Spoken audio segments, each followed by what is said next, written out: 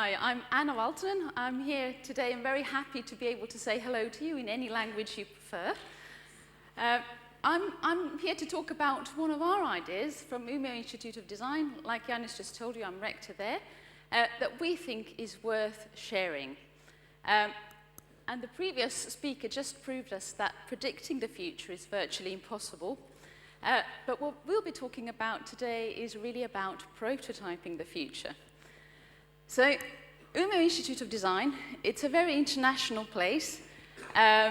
We are, like Janis said, we also are quite happy on being one of a very good design university or school, part of Umeå University. But I think that there's something that has been changing a lot lately in the whole way how design education is approached. So, of course, I mean, design education is based in art. And we had a long discussion on this last night, and that's one of the essential parts of what design is about. But today, it's actually so much more than just that. It is really all about teaching people how to communicate, work in teams, and solve problems together. I think this is one of the fundamental parts of what design is really about today. Another thing that's essential to it, it's really that it's a chance, particularly in a school, to prototype what could be the future. A school is also a good place to have the chance to maybe make mistakes, because that's one of the ways how you learn the most, I think. So maybe the previous examples we saw on future predictions that went wrong could also help us learn how we can develop just as much as they did as mistakes as such. A third part that has been growing in design education lately is the research part, really looking into the depth of what makes people tick and how we can approach these problems or issues in the world in a different way. So all of these aspects are already today really the core of what design education is all about. But now, of course, like all of us know, we're facing a completely different world. And how should we then start reacting to that? How should we recreate the whole way education is built, our universities is built, what a design understanding is, and all of those issues and questions that brings to the table. And that's really what we set out to do, because like you all might know, typically universities aren't the most dynamic places in the world. Some might even dare to say that they can be a little bit conservative every now and then, and they're not super innovative in how we develop education. So we wanted to see if we could do something about it. If we say that design is really a way not only to do pretty products or great services, but also to help organizations and think differently about how we could, create a better future together. Could we also do it to a university? Could we also prototype our own future using design-only methods and get something completely new out of it? So that's what we set out to do. We really wanted to invent something, a systematic scheme of how we could develop our own education using design methods and thinking about it out of a completely new angle. Like you might know, a typical way to get new curricula into a university is just to, first you notice that the world already changed, and then after a while you start thinking, okay, maybe we should do something as well. Then there's a lot of talk, and then one course at a time is introduced into curricula somewhere to try and solve that. But we wanted to do it differently. We actually wanted to create a whole system where we could approach this new future together.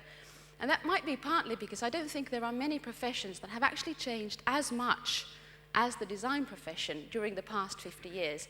If you think of the whole development path that the design has gone through lately, the change has been huge. So if we think of the people who graduate today, the world they will be facing in 50 years from now will most likely be very different to what we grew up with, very unlike the people who just talked before me. So we started out with brainstorming and very design-only methods to look together at, how could we do this whole new way of thinking of education and the university. We quite quickly came up with the initial concept. We actually wanted to prototype what this future education should be. And the way we wanted to do it was to say that we would do a certain amount of one-week workshops where we would try out all the things that we thought were the most critical for future education, and we would invite the best experts from all around the world to teach those courses for the 1 week period, everyone together. And that would also give us many advantages. Not only would the students actually have the ability to try things out for a week, but what we also wanted to do was take everyone out of the staff, out of their normal work, and give them a chance to apply to these or to try the courses as well. Because like you must know, when we talk about a creative environment, you can't really teach it if you have constrained yourself. So it's vitally important to keep all of the staff and faculty equally creative as all the students. So this was also another benefit we thought about. It would also be to really enhance the atmosphere at the school, where everyone has a chance in mixed groups, not in their normal courses or normal years, to be together for a week in completely new environments and try things out together. So we did a lot of, it was actually quite a process. We did a lot of processing of what should then the actual education be about. Because agreeing on the concept was the easy bit. Agreeing on what should actually be taught turned out to be a lot tougher. So in the end, we ended up with 4 main groupings. But just to quickly give you a glance, it wasn't actually that fast. It does take quite a lot of steps to come from all these thousands and hundreds of ideas to actually agree on which of the 20 we thought were the most important to do. Likewise, it's also a challenge to, when everyone has a chance to choose for themselves, to actually figure out who should go to what and how to put these things together. So although I'm showing you the brief version of the story, there was a lot of work behind it. But in the end, we ended up with 4 main categories of courses, which I think could apply to most educations put into their own context. And one of the groups were sort of the roots of what we are about, and those were new ways of looking at art and creativity. So quite a few different types of courses in that group. This picture in particular was from the group who went way above the Arctic Circle, the Jukkasjärvi, to do sculpting in ice, to getting a new perspective on that material. And in this relationship, you must understand that because our school is very international, more than 70% of our students come from all around the world. Most of them have never experienced the material to start with. But all of these new courses on how you can get the art and creativity bubbling in a new way again. The other group was getting back to, or getting a new twist on our roots in a different ways, and those were design-specific professional skills. So which part of the design profession should we need to include and cherish in new and modern ways? So quite a few topics were under that heading.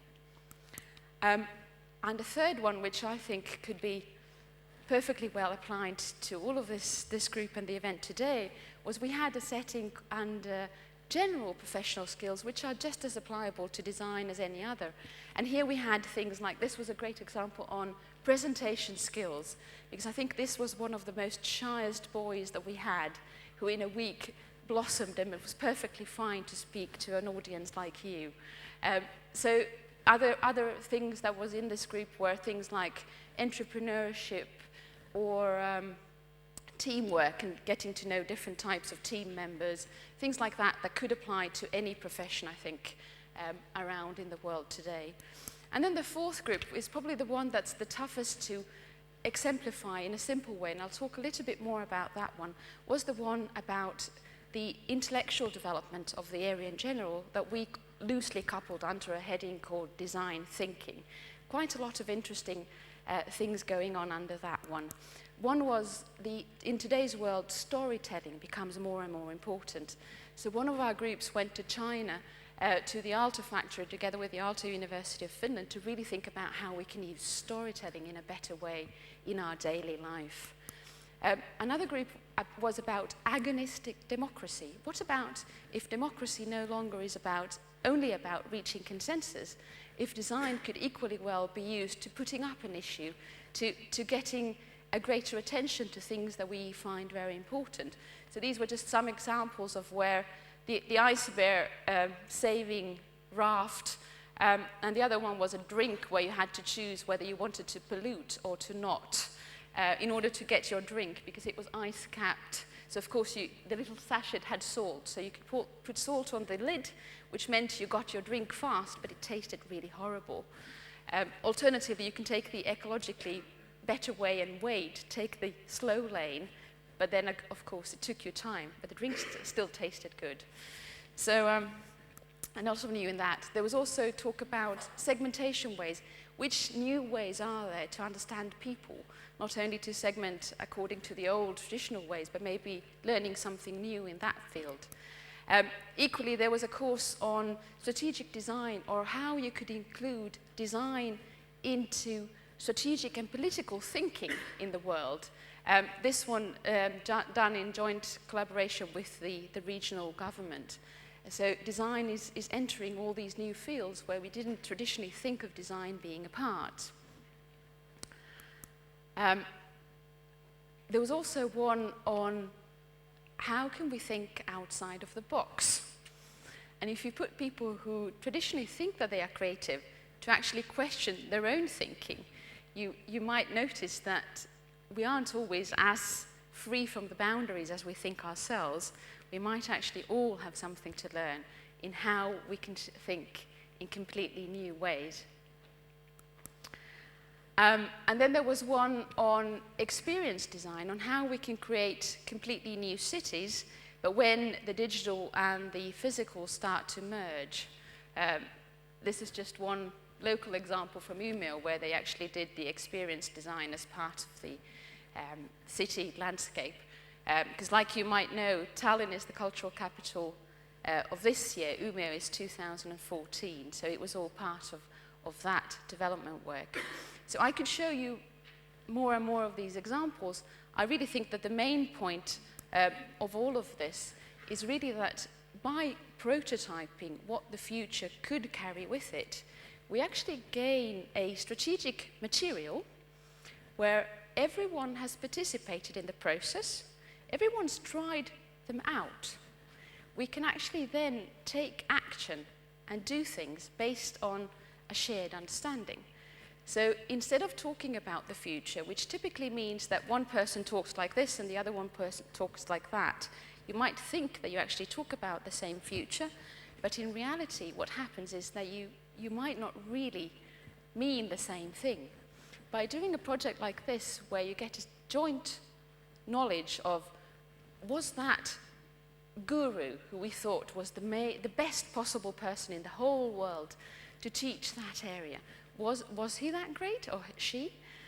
Was the topic really relevant for what the school wants to be in the future? Or is this, needed in the future university? All those questions become a lot easier when you actually have a practical base, a shared experience that, like the first talk talked about, a community can agree on how to develop further, makes the process a whole lot different. And the strategic work together to build the future university very different.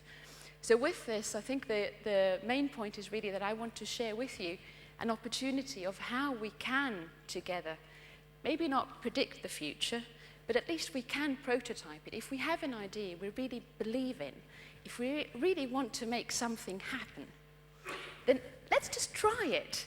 It doesn't need to become super difficult or make it something that's so big that no one wants to or dares to touch it. We can do it in small scale. We can use designerly thinking and skills. We can prototype it in small and easy ways. We can have an opinion on whether it worked or not, and then we can go on. We can develop further from there. So that's, I think, my message to all of us. If we have an idea, let's burn for it. Let's give it a try. Let's prototype it, and let's hope that it flies. Thank you.